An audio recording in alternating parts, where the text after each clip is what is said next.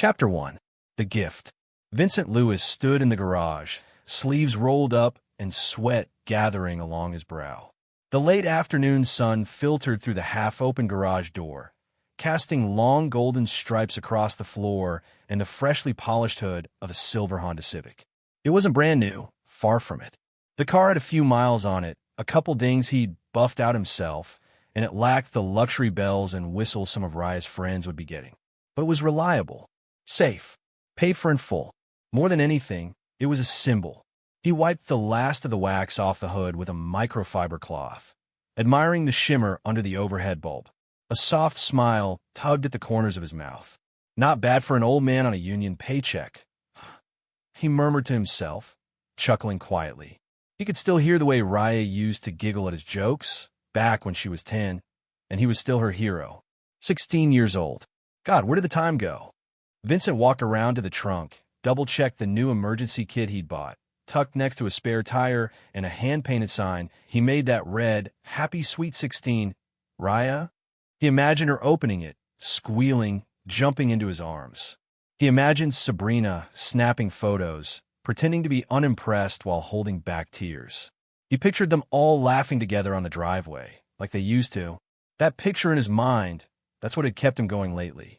He'd worked an extra 30 hours of overtime last month, skipped lunches, turned down invites from coworkers to grab a beer. He'd quietly pulled out money from the modest retirement account he'd been growing for decades. All for today, for this moment, for her. Vincent sighed and leaned against the fender, pulling out his phone. He opened his text messages and scrolled to his daughter's contact. "Hey, sweetheart, can you come out and help me with groceries in a sec? Brought your favorite ice cream, too." He stared at the message for a moment before pressing send. A few seconds passed. He slipped the phone back in his pocket and walked over to the cooler by the sidewall. He popped it open, pulled out a bottle of water, and took a long drink. The cold cut through the heat and the tension building in his chest. Today it had to go right. He needed it to go right. Behind him, shelves lined with old tools and car parts sat neatly arranged, each labeled and sorted, a sign of a man who found peace in the little things. On the wall, an old photo of Raya on his shoulders at a fair was pinned above his workbench, her tiny hands gripping his forehead, her smile missing 2 front teeth, his eyes proud and full of love. He turned to look at it and chuckled softly. "She used to think I was a superhero," he said aloud. "Used to scream when I'd pick her up like a rocket ship." He smiled again. 16. And now she's got her own rocket ship. The phone buzzed in his pocket. He pulled it out, expecting maybe a "be right there," or even just a smiley face emoji. He'd take anything. But when he unlocked it and opened the message, his smile began to falter. "Busy. Mom says you can handle it." As always. Vincent stared at the screen, unblinking. 3 seconds, then 4, then 5. He read it again. His first instinct was to laugh, some awkward attempt to break the tension curling up in his stomach. Surely she didn't mean it like that. It had to be a joke. Maybe she was just tired. Maybe Sabrina really had asked her to do something inside. But it was the "as always" that hit him like a lead pipe. He stood there for a long minute, eyes drifting away from the phone, locking on nothing in particular.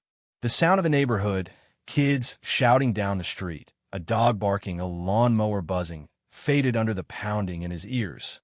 He didn't even realize he'd set the phone down on the workbench until his fingers brushed the cloth again, mindlessly wiping the hood though it no longer needed it. He looked down at the car, at his reflection warped slightly into metal. He saw the creases around his eyes, the faint stubble he hadn't had time to shave, the exhaustion tucked just beneath the surface of his tired smile. Had he really been carrying all this alone? It wasn't the message itself. It was everything under it. The way it dismissed him. The way it assumed he'd pick up the slack. The way it echoed the small comments from Sabrina over the years. "You're too serious. She needs space, Vincent. Don't hover. You're not her babysitter." He had told himself those things were normal, that it was just part of raising a teenage daughter, that his job was to provide and protect, not to be liked. And yet, somewhere deep in his chest, a small ache had begun to take root over the past couple of years. The kind that grew slowly, fed by isolation and unmet affection. He brushed it off, told himself he was imagining things. That Sabrina's increasing weekends away were really work retreats. That Raya's distance was a phase. Now, standing alone beside a car he bought with every ounce of love he had left, that ache swelled into something else entirely. Vincent took a breath and stepped back. He reached into the driver's seat, opened the glove box, and pulled out a small envelope. Inside was a folded check for $10,000, Raya's first year of college tuition, paid in full. He had planned to give it to her after the car. Let her feel secure, cared for, set up for a future she didn't have to fight for. He looked at it now, the corners of the check bent from being carried in his wallet the past 2 weeks. Maybe I overdid it, he muttered, voice quiet. Maybe I'm just trying too hard. The front door opened somewhere behind him. He turned instinctively, but no one came out. Just the sound of Sabrina's voice echoing faintly from inside, followed by laughter. Raya's laughter. Vincent didn't move. Instead, he tucked the check back into the envelope, slid it into the glove box, and shut it firmly. He closed the driver's door, gave the hood one final pat, and took a long, measured breath. Then he walked back to the workbench, picked up his phone again, and stared at the message one more time. Busy. Mom says you can handle it. As always. He didn't respond. He didn't need to, because somewhere, deep in his gut, where instinct lives and reason gets quiet, Vincent Lewis knew something had shifted. Something small, but irreversible. And it had started with just one text. Chapter 2. The text. Vincent Lewis sat on the back steps, a lukewarm bottle of water resting against his knee. The sun had dipped just below the neighbor's roofline, casting a reddish glow over the yard. The surprise was ready. The car gleamed in the driveway. The check was tucked into the glove box, and inside the fridge sat a chocolate fudge cake from Raya's favorite bakery, Sweet Magnolias. 16. He still couldn't wrap his head around it. He remembered her in pigtails, begging to ride the shopping cart like it was a race car. Now, she barely looked up from her phone when he entered a room. But still, this was going to bring them back together. He felt it. His phone buzzed. He glanced down at the screen. A new message. From Raya. Raya. He is such a loser.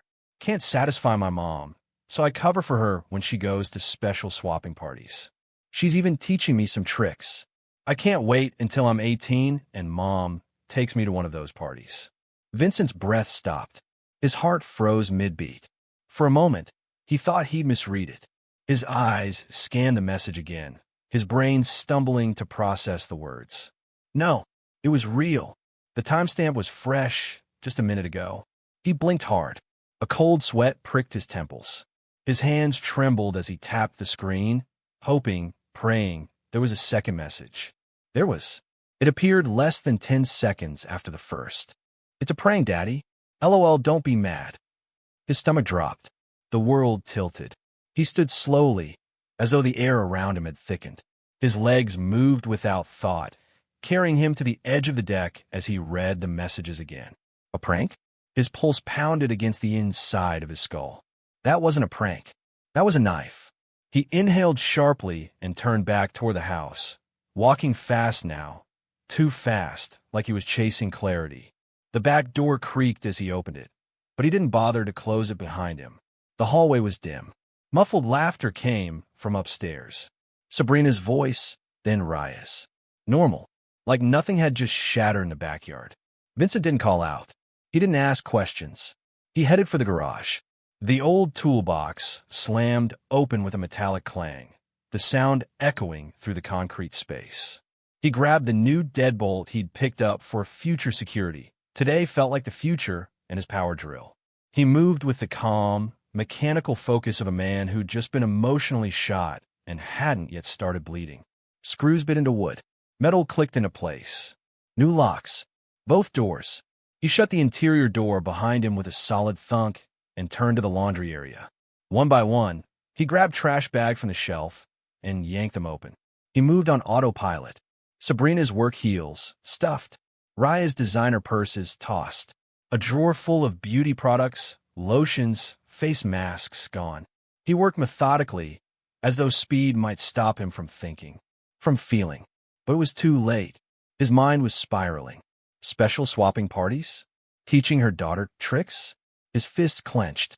Images flashed unbidden in his head. Sabrina, dolled up in makeup she never wore around him, laughing into someone else's chest. Raya, grinning in complicity, her words dripping with casual cruelty. He opened the fridge. His eyes landed on the birthday cake. Chocolate fudge. Happy Sweet 16 Raya, in pink frosting. He stared at it for 3 full seconds.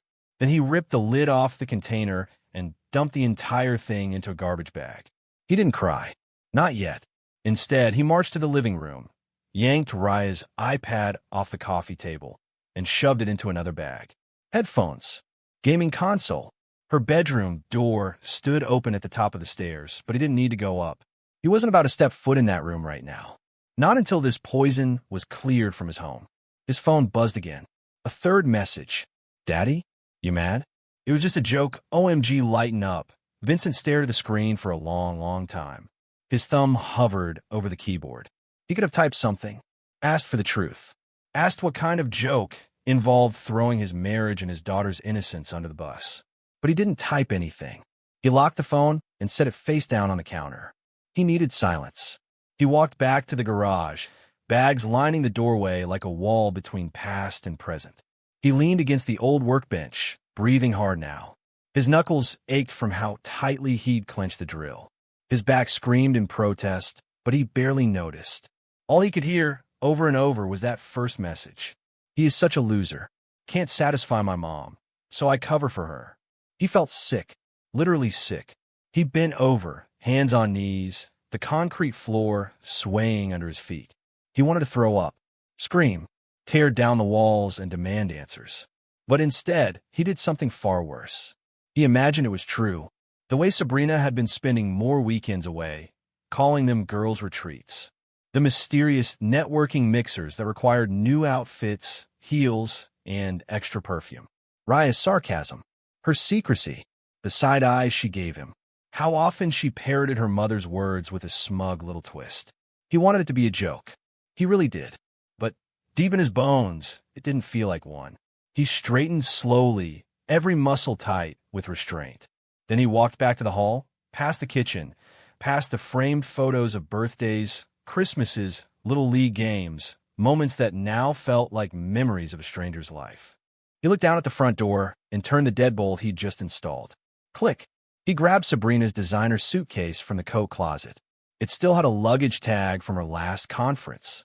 He began packing it with clothes from the trash bags, neatly, like he was doing someone else a favor. Raya's backpack joined it. Her favorite pink hoodie, a pair of sneakers. He placed them all by the door.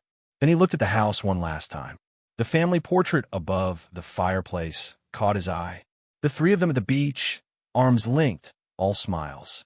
Sabrina's hand resting gently on his shoulder. He walked over, took the frame off the wall, and set it face down on the floor. Then and only then did he allow his lips to move. Not loudly, not with rage, just a whisper, like a vow made in the dark. If this is a prank, he muttered, eyes cold, I'll make sure it's one you'll never forget. Chapter 3. The Fallout. The late evening sun painted the sky in fiery shades of gold and crimson, but Vincent Lewis felt none of its warmth. He sat in the recliner by the front window, lights off, arms crossed, staring through the blinds like a sentinel. The house was eerily quiet, the kind of silence that felt thick, heavy, suffocating. Only the faint hum of the fridge and the rhythmic tick of the living room clock kept him tethered to reality. He had waited hours. He knew their routine. And, right on cue, headlights swept across the driveway.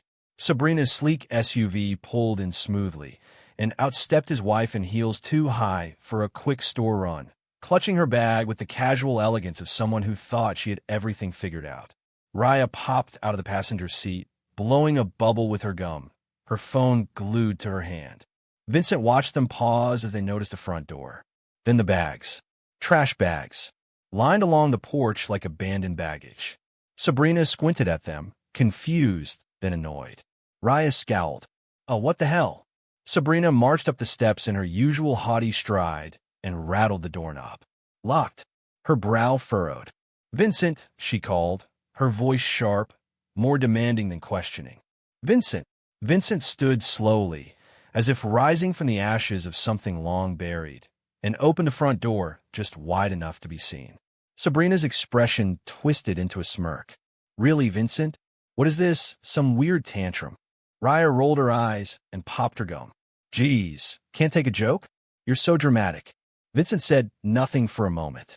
Just looked at them, really looked as though seeing strangers where his family used to be. Then he opened the door all the way and stepped out. I'd choose your next words carefully, he said, his voice level, steady, ice wrapped in velvet. Because whatever idea you had of how this night would go, it's over. Sabrina scoffed. What are you even talking about? You locked us out of our house. What, because of some stupid cake thing? Or is this about the car? Raya chimed in, laughing. You're seriously mad about the text? I told you it was a prank. You're blowing it way out of proportion. Vincent's eyes narrowed on her. You think what you said was funny? Talking about how your mother goes to special parties? How you're learning tricks from her? You think any of that's a joke? Raya's expression faltered for a split second, barely a crack, but he saw it. Saw the way her jaw tensed and her fingers gripped her phone a little tighter. Sabrina crossed her arms, trying to look unfazed. God, Vincent, it's called sarcasm. Maybe if you weren't so uptight all the time, you'd recognize it. No, he said quietly. What I recognize is the kind of woman you've become. The kind who lets her daughter cover for her while she slips out in stilettos to swap more than business cards. Sabrina's lips parted, eyes widening. Excuse me? Vincent stepped forward, holding her gaze like a sniper, taking aim. Tell your friends you'll need a new place to host parties. And tell your daughter she's not learning any tricks under my roof. Raya turned pale. Sabrina blinked, visibly thrown off for the first time. Wait, you went through her phone. I didn't have to. She sent the message to me. Accidentally. His voice cracked just a little, but the fire behind his words never dimmed. Raya looked like she wanted to melt into the porch floor. It wasn't real. It was a joke. God, why are you being like this? You call me a loser, Vincent said. Said I couldn't satisfy your mother. That you were looking forward to going to sex parties with her when you turn 18. Sabrina turned sharply toward Raya. You what? Raya backpedaled. It was just something stupid. A dumb thing I said to screw with my friend. Dad wasn't supposed to see it. Vincent's voice rose for the first time, low and raw. But I did. And now I know what you both really think of me. What you really do behind my back. Sabrina shook her head, her voice cracking. Vincent, come on. You're blowing this up. You're tired. Stressed. You've been working too hard. This is just a misunderstanding. You're right, Vincent said. I have been working too hard. Cutting back on my meals to save money. Withdrawing from my retirement just to pay for a car and tuition for a daughter who thinks I'm a joke. He turned to Raya, his expression cold and flat. You were my pride. My reason. You know what I was doing when your message came in? Polishing the rims of that damn car. Raya's eyes welled up with tears. I didn't mean it. Didn't mean it? He repeated, laughter bitter in his throat. You meant every word. I saw it in your tone. The emoji. The follow-up, LOL, like you were mocking me. You've been learning from your mother, all right. How to lie with a smile. Sabrina stepped forward now, desperation replacing her defiance. Vincent, please. Let's go inside and talk. We can work this out. There is no we, Sabrina, he said. Not anymore. He walked down the steps, picked up one of the trash bags, and dropped it at Sabrina's feet. Your things. Try not to get them dirty when you drag them to whatever cheap motel you end up in. You can't be serious. I'm dead serious. Raya sniffled. Dad, you can't just throw us out. He turned to her, eyes hollow. I trusted you. I defended you. And you call me a loser behind my back to protect our lies. You want to be grown? Then figure it out like an adult. Sabrina's hands trembled. You can't just kick us out. What about the mortgage? The bills? They're all in my name. And as of tomorrow morning, I'll be filing for legal separation and requesting exclusive occupancy of this house. You want to fight it? Bring your party friends to court and explain those texts to a judge. Sabrina's mouth opened. Closed. Opened again. No words came out. Vincent reached into his pocket and handed her 2 manila envelopes. What is this? She whispered. Copies of the texts. Screenshots. Timeline. Don't worry. I'll make sure your lawyer gets the rest." Raya collapsed onto the steps, her bravado shattered. Sabrina stared at him, her eyes hollow now. "Please, Vincent, you can't do this. We're your family." Vincent's face didn't flinch. Not once. He turned, walked to the front door, and paused. Not anymore. He stepped inside and locked the door behind him without another word. The next morning, Vincent stood on the porch in jeans and a crisp shirt, a calm fury in his chest as he handed 2 official-looking envelopes to the stunned women standing at the end of the walkway. Restraining orders. Effective immediately. No contact. No entry. No exceptions. He turned to see Mr. Kellerman, their retired neighbor, standing across the fence line watering his garden. "Everything all right over there, Vincent?"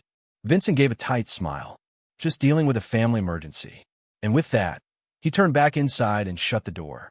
Chapter 4. The Investigation. The house was quieter now than it had ever been. Not peaceful, no, not that. It was the silence of something hollowed out, of laughter that would never return, of footsteps that used to echo off the floor, but now only haunted memory. Vincent Lewis stood in the kitchen, one hand resting on the cold countertop, the other clutching a mug of untouched coffee. It had gone cold hours ago. Like everything else, he stared out the window at the empty driveway. No SUV, no birthday banners, no family, just garbage day, and a black bag at the curb that used to hold a picture frame of their first vacation to Myrtle Beach. A smiling Sabrina in a sundress. A 7-year-old Raya holding Vincent's hand like he was her whole world. Now, that world was burning. Quietly, deliberately. Gaslight residue. Vincent thought he was losing his mind at first. For years, Sabrina made him feel like he was the problem. "You were too much, Vincent. Try relaxing sometime. It's just a girl's weekend. I need space, okay? Why are you always so insecure?" He'd always accepted the guilt. When she'd come home late on Sundays, claiming her flight was delayed or that Lisa needed her after the breakup, he believed her. When Raya lied about Sabrina being homesick while he worked a night shift, he brushed it off. But now that he stood on the other side of the truth, the sickening, shameful truth, he realized how deep the roots went. All the pieces clicked together now. The headaches when he tried to be intimate. The perfume that didn't smell like hers. The random credit card charges. Wellness studio, luxury retreat, fitness lounge, places that didn't have websites that didn't match any receipts. He used to think she was just trying to find herself, that maybe he had failed as a husband. But now he knew. He had been played. By his wife. By his own daughter. First moves. It took Vincent less than a day to make the call. He sat in his truck outside a 24-hour diner, hands shaking as he dialed the number he found through a military buddy's contact. "Silver Eye Investigations. You got something for us?" The voice on the line was gravel, all business. "I need to know where my wife's been going," Vincent said. "And with who?" "Affair." Vincent exhaled, jaw clenched. Something worse. Within 48 hours, a manila envelope was delivered to a P.O. box Vincent had opened under a false name. The investigator, Ty Briggs, ex-cop, didn't ask unnecessary questions. He just handed over what Vincent asked for. And then some. Inside were photos. Sabrina, his Sabrina, dressed in thigh-high boots and a skin-tight dress, entering a nondescript brick building on the industrial edge of town. No sign, just a red light above the door. Another picture. Her laughing, arm in arm with a balding man in a leather vest, tattoo sleeves, and no ring on his finger. A different night. Her with a blonde woman and 2 younger men, all arriving together, kissing at the entrance. Attached was a typed log. Dates, times, vehicle license plates, names pulled from social media and event registration leaks. Subjects attended private functions at Club Mirage, a known swinger hotspot. Entrance requires invitation and vetting. Subject identified as Crimson Dahlia on private message boards. Appears to be a frequent guest. Reports suggest minor was used as an excuse/alibi on multiple documented nights. Vincent's hands trembled as he flipped through screenshots of online chats. One message chilled him more than any photo. "Told hubby I'm with my daughter at a sleepover. Men are so easy to trick." He felt something inside him crack. Not snap, no. This wasn't rage.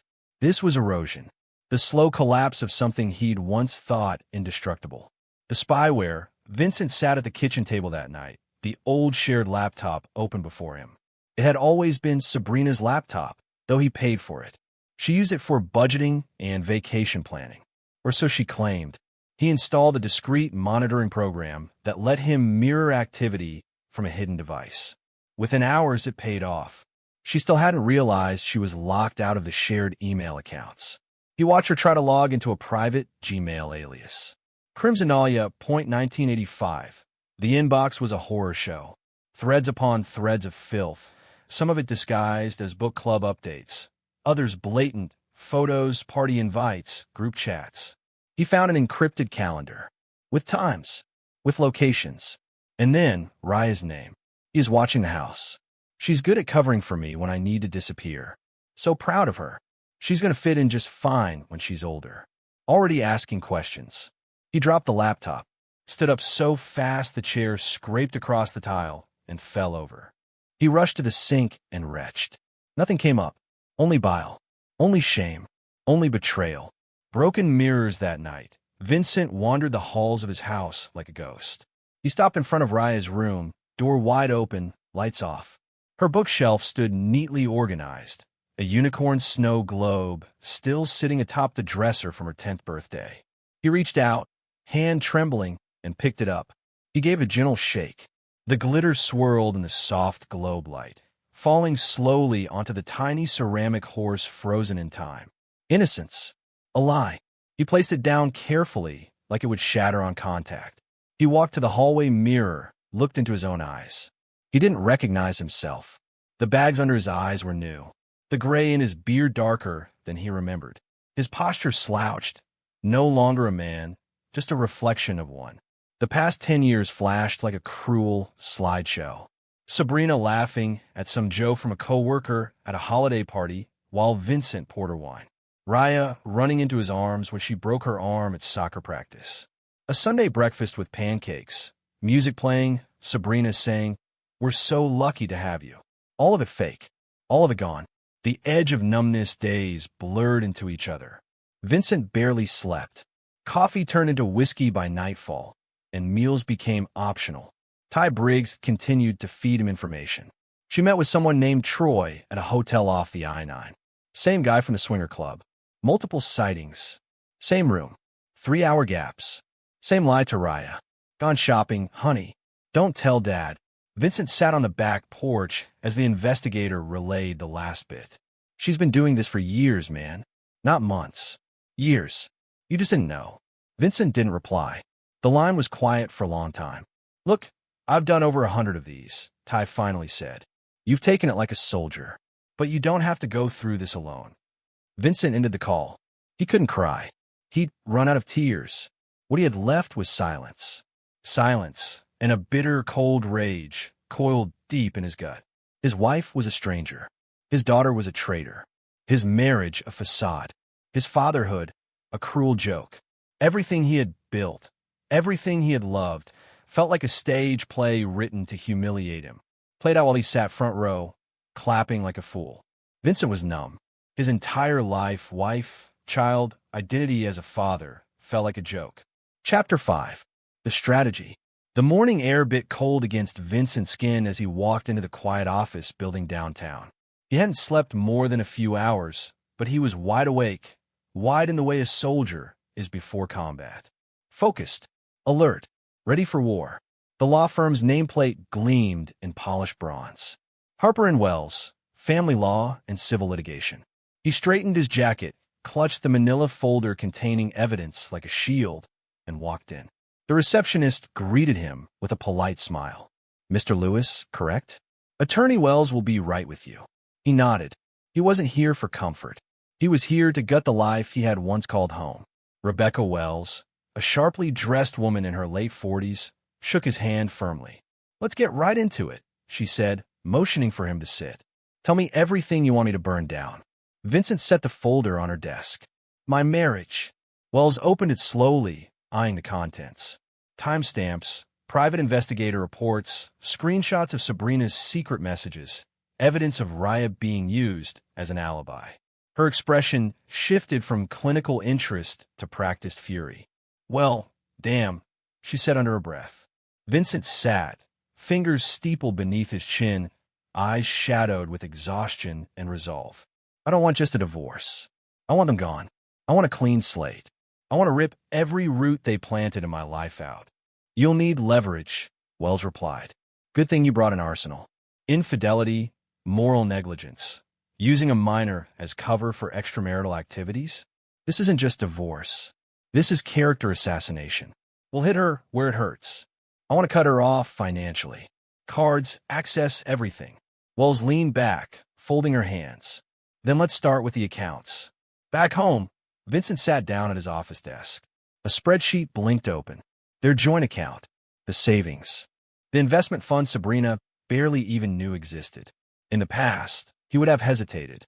He would have thought of bills, tuition, groceries.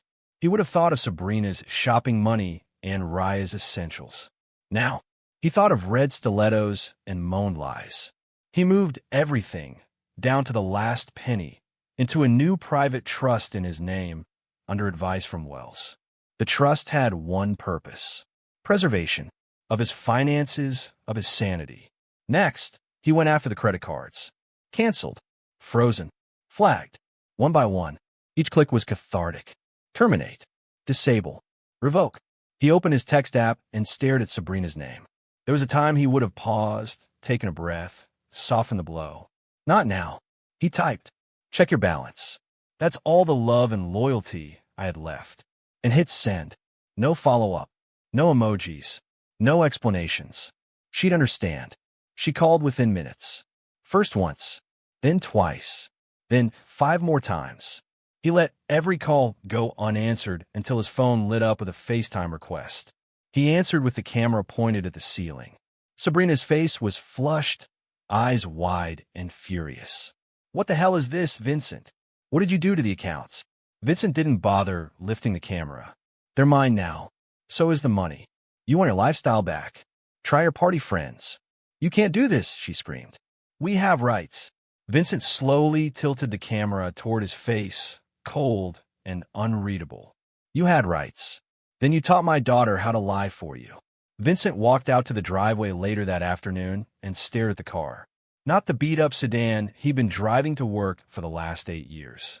No, this one was shiny, newer. The one he bought for Sabrina 3 birthdays ago.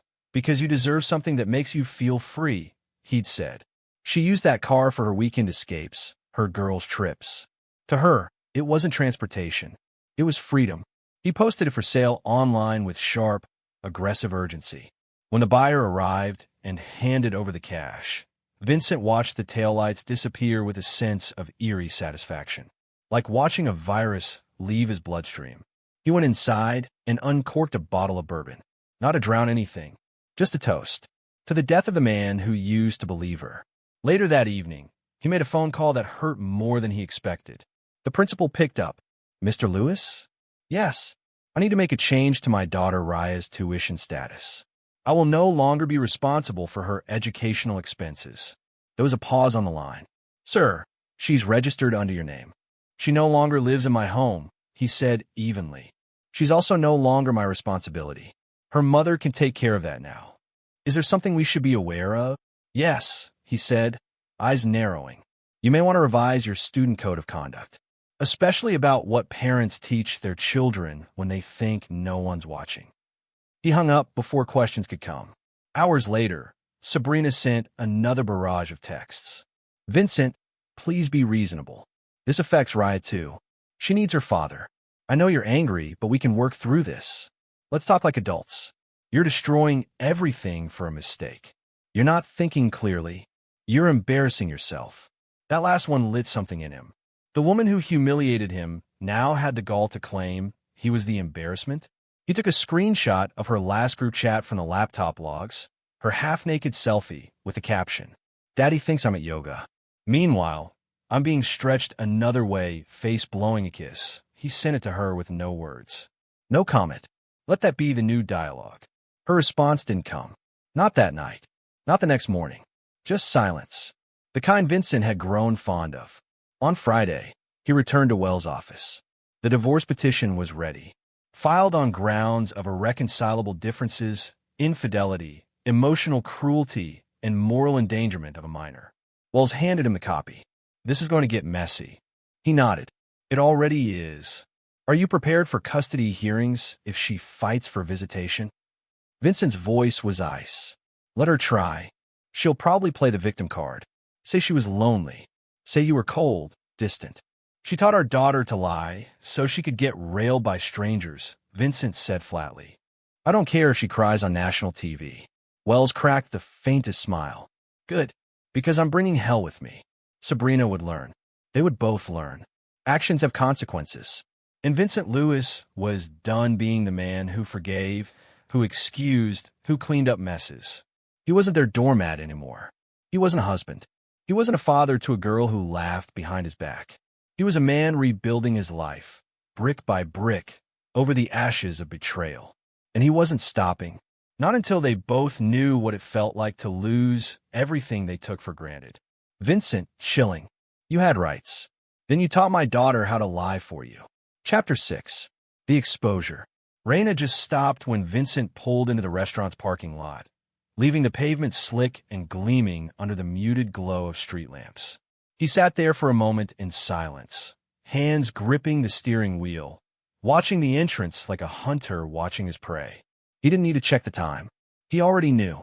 Raya's delayed birthday dinner was scheduled for 7 p.m. at Casa Vino, a polished upscale Italian place just uptown, Sabrina's favorite kind of public stage. She had organized the dinner a week after everything fell apart, reaching out to Raya's friends, dressing it up like a fresh start celebration. Vincent hadn't been invited, of course. Not after what he'd done, but he was coming anyway, and he wasn't coming empty-handed. In the passenger seat sat a thick envelope, ivory cardstock, unassuming, yet heavy. Inside were printed screenshots. Every text, every chat log, every image, every dirty little secret they'd thought was invisible. Tonight wasn't about revenge. It was exposure. Inside the restaurant, soft piano music played as candles flickered along polished tables. The air smelled of truffle oil and wine. Laughter and clinking glasses filled the space with an illusion of peace. At a long table near the center sat Sabrina, dressed in a blood-red silk blouse that clung a bit too tightly to her arms. Her smile was brittle, forced. A glass of rose trembled slightly in her hand. Beside her, Raya giggled with two friends, dressed like a teenage influencer, expensive, hollow, and already more her mother than Vincent wanted to admit. Then, without warning, the mood shifted. Vincent walked in. His boots echoed against the marble floor as he moved past tables. Diners glanced up. A few recognized him. Sabrina stiffened as if she'd seen a ghost. Raya froze, her smile fading into disbelief. He was supposed to be gone, cut out, humiliated.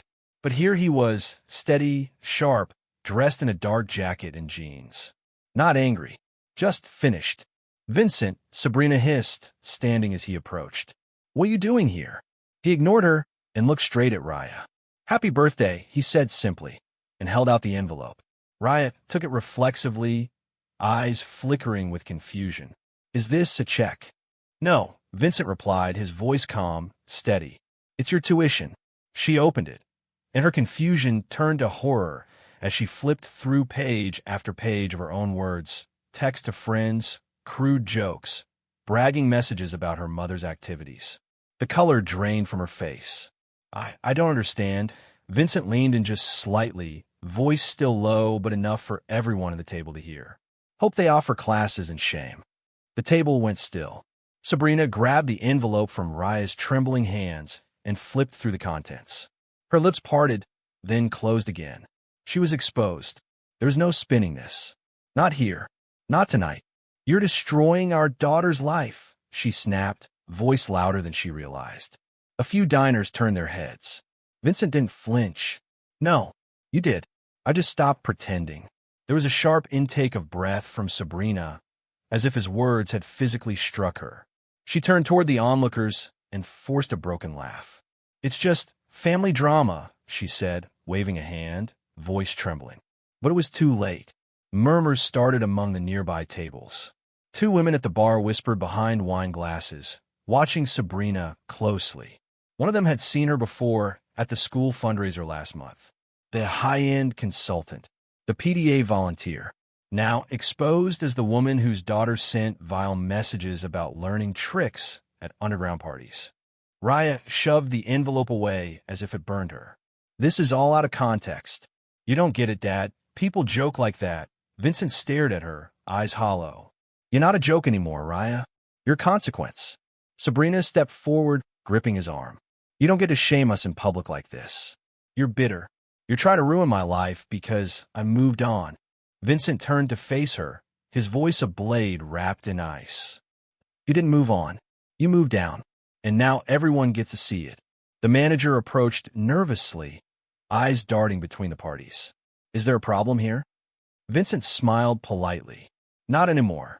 He turned, slowly, his steps deliberate. He didn't look back. Sabrina stood frozen, still gripping the damning envelope, now visibly shaking. Raya's friends whispered behind their hands. A couple at the next table murmured Sabrina's name aloud. One of the waiters began pulling out his phone. Reputations don't collapse with noise. They rot with whispers, and Sabrina's was beginning to stink. As Vincent exited into the night, the restaurant doors swinging closed behind him, he felt the drizzle start up again, soft, cold, cleansing.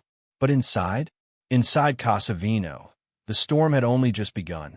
Fallout. People in the restaurant overhear.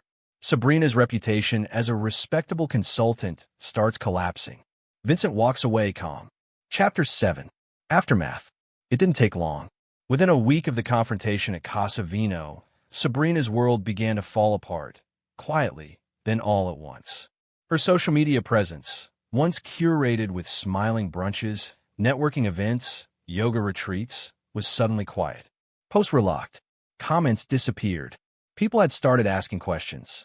Screenshots of the confrontation had made their rounds in local Facebook groups and private Slack channels among her consulting peers.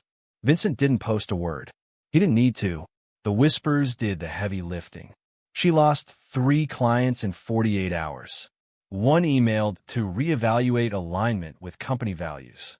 Another cited reputational concerns. Her firm didn't fire her.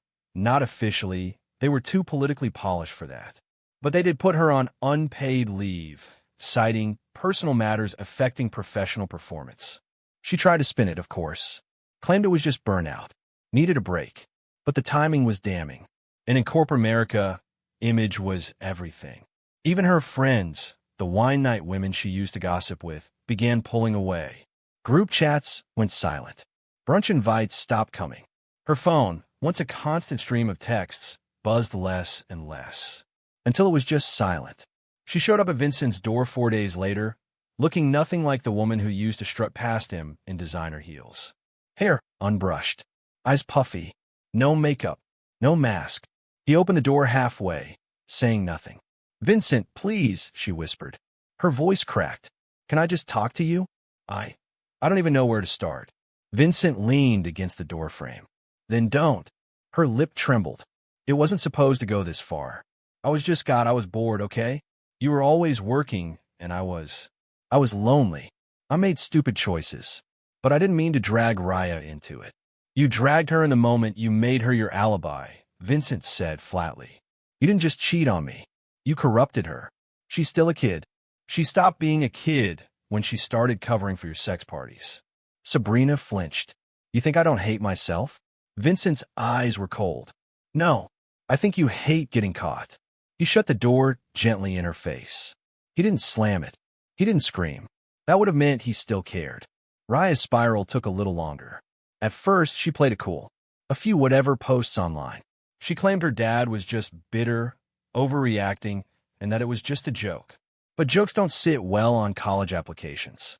Vincent had waited, watching from a distance, before quietly mailing sealed packets to the admissions offices of every university on Raya's application list. No return address, just a cover letter. This student recently made morally disturbing statements suggesting normalization of sexual misconduct and parental deceit. Enclosed are screenshots that may impact your institution's decision regarding student character and campus safety. Inside were the texts. All of them. Her words in black and white. The ones she never thought anyone outside her phone would ever see. By January, rejection letters began to arrive. Some were standard. Others were more telling. We regret to inform you, after careful consideration of additional character documentation, while we appreciate your academic achievements, we also consider campus culture and moral integrity. Raya screamed the day she got the fifth one, slammed her door, broke a mirror. Sabrina tried to console her, but the bond they once shared, conspiratorial, smug, had crumbled. Now it was just guilt, bitterness, and shame sitting between them at the dinner table. Sabrina emailed Vincent in a panic. "Please, for God's sake, stop this. You're ruining her future." Vincent didn't reply. He didn't need to. She ruined her own future with every smug text she thought was private. The house was quiet now. Vincent had it back to himself. The air felt cleaner, lighter. He used to hate the silence. Now he found peace in it. For the first time in years, he wasn't walking on eggshells. He wasn't wondering why Sabrina was working late, or if Raya's attitude was just teenage angst or something deeper. He didn't have to decode size or tiptoe through sarcasm. Now there was just space, and air, and the sound of his own thoughts, finally untwisted. He started therapy quietly, privately, a recommendation from a coworker. He didn't sit on the couch crying every session. He just talked about years of carrying burdens, of watching his love rot, of lying awake wondering why he felt so alone in his own home. His therapist told him something that stuck. Sometimes it's not that you weren't enough. Sometimes they were just empty. Vincent started writing again, something he hadn't done since college. Journal entries at first, then short essays. He joined a local support group for men who'd experienced betrayal. At first, he was reluctant to speak, but the stories hit like echoes. Husbands who gave everything and got mockery in return. Fathers who were used as cover. Men who bled for families that smiled while stabbing. It helped to know he wasn't alone. One rainy afternoon, he wandered into a small used bookstore near the edge of town, one of those quiet shops that smelled of old pages and brewed coffee. He wasn't looking for anything, just air. She was behind the counter, rearranging a stack of poetry anthologies. Mid-40s, auburn hair in a loose braid, glasses that slid down the bridge of her nose. No makeup, just presence.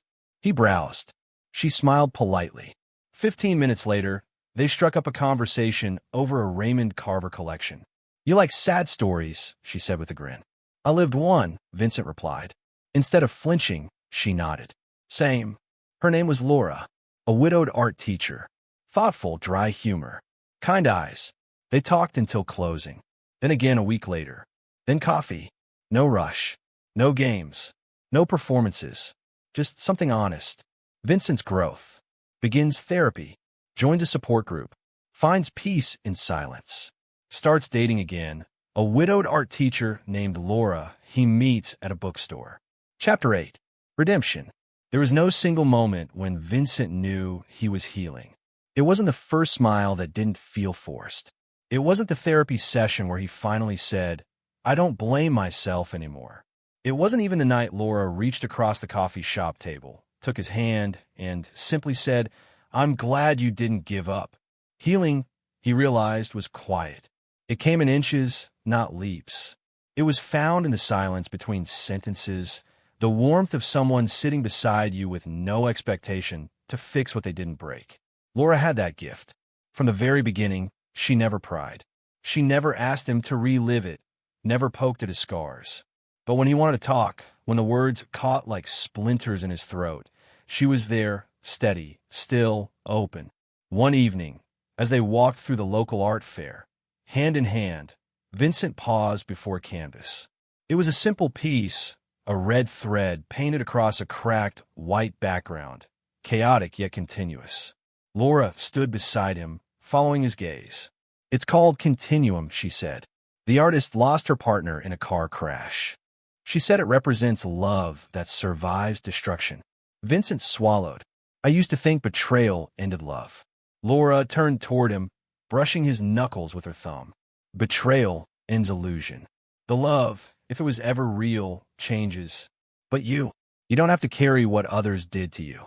Vincent looked at her. You really believe I'm not broken? I think you were betrayed, she said softly. But broken?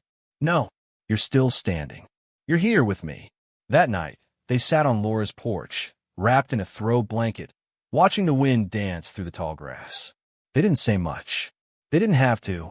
For the first time in years, Vincent didn't feel the need to explain himself. He wasn't a fool. He wasn't weak. He wasn't just a man left behind.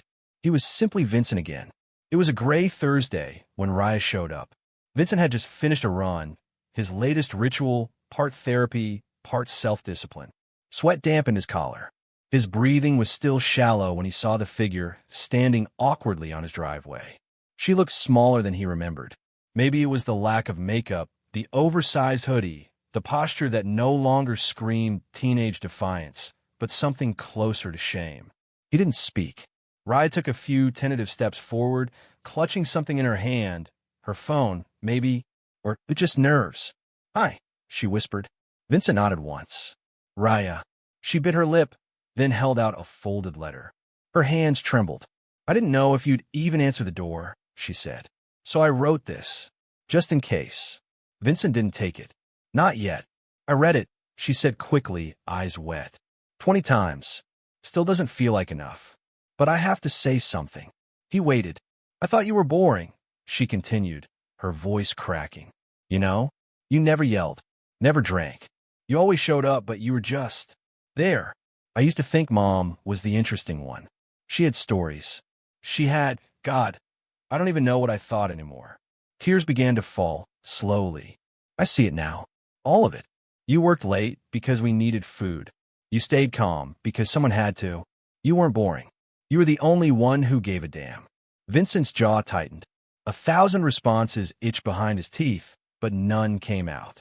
I'm not asking for you to forget, Raya said, and I don't deserve forgiveness. I had to say it. I'm sorry. I'm so sorry. For a long moment, Vincent looked at her, the daughter he raised, the child who once asked him to check under her bed for monsters, the teenager who laughed when her mother mocked him, the young woman who now stood before him, trembling under the weight of her own shame. He took the letter. Then, finally, he spoke. Maybe one day we talk, he said, voice even but firm. Maybe. But for now, you're not my responsibility anymore. Raya nodded slowly. No argument. No plea. Just understanding. And with that, she turned and walked away. Laura never pressed for details. When Vincent told her about Raya's visit, she simply placed her hand on his and said, You said what you needed to. They spent more evenings together, at her place, at the bookstore, wandering farmers markets, and open mic nights. Their connection was slow, honest, and unhurried. No grand declarations. Just two people meeting each other in the wreckage and deciding to build something new. One night, she found one of Vincent's old journals open on the table. A passage caught her eye. You think when the house collapses, you'll be buried. But sometimes it's not a coffin. Sometimes it's a foundation. She smiled and didn't mention it. Just bookmarked the page and kissed his shoulder. Spring came late that year. But when it did, the town lit up in color. Laura and Vincent drove out to a quiet ridge overlooking the valley, a place she loved for the view, where the sun melted behind the hills in golds and pinks. They sat on the hood of her car, sipping coffee from travel mugs, wrapped in a flannel blanket. Below them, the world shimmered. Laura leaned her head on his shoulder. You're quiet tonight. Vincent smiled faintly. Just thinking. About what? He stared at the horizon, the final sliver of sun slipping beneath the ridge. That sometimes the best revenge is just walking away.